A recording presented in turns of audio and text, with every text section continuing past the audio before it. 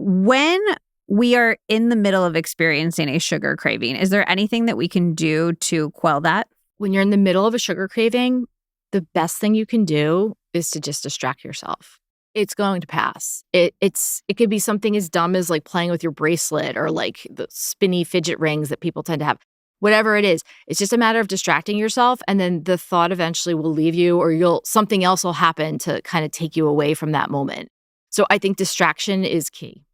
Something that I do when I have a sugar craving is I'll eat a spoonful of a fermented food like sauerkraut or fermented carrots. I don't know why I started doing this. It works really, really well. And I was wondering if you know why this works. I have speculations about like the L-glutamine in fermented foods or something like that, or the taste bud situation, but I'd love to know from your neuroscience perspective if there's any reason that would work. I would say it may be what you were alluding to, where it's kind of you're kicking in sort of like the opposite taste response, right? If it's like a fermented food, it's definitely not going to be sweet. So maybe that like kind of negative contrast just sort of like puts you in a different like nutritional mindset. And or an oral microbiome thing too, I'm also wondering. It could be. Okay. But I think that raises an interesting point about like kind of, what are the foods to eat to like stop your cravings. If you have craving ice cream, like have a piece of fruit.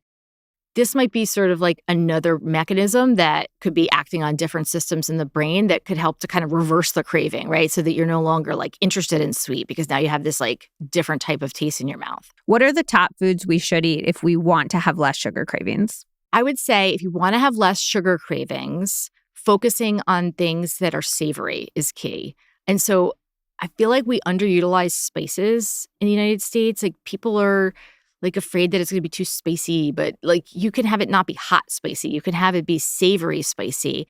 And that's going to provide a level of enjoyment and, just making it taste good that often we only get from sugar. And I think that's one thing I would definitely recommend. Don't be afraid of the spices. Don't be afraid to like add those to things to jazz up whatever meal it is that you're having.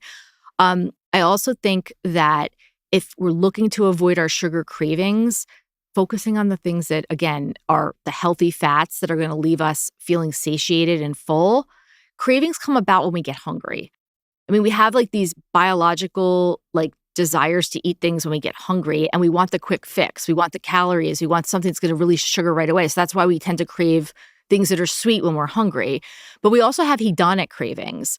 So, you might just want to feel good because if, let's just say you had a bad day at work or you just feel overwhelmed, you might not be hungry, but you know that the sugar is going to make you feel good. So that's the hedonic craving part. So that's what makes sugar craving so difficult because they're triggered by two very different things, by our actual biological desire to eat food and also by just our desire to feel good and to make ourselves feel better. So how do you deal with both of those differently?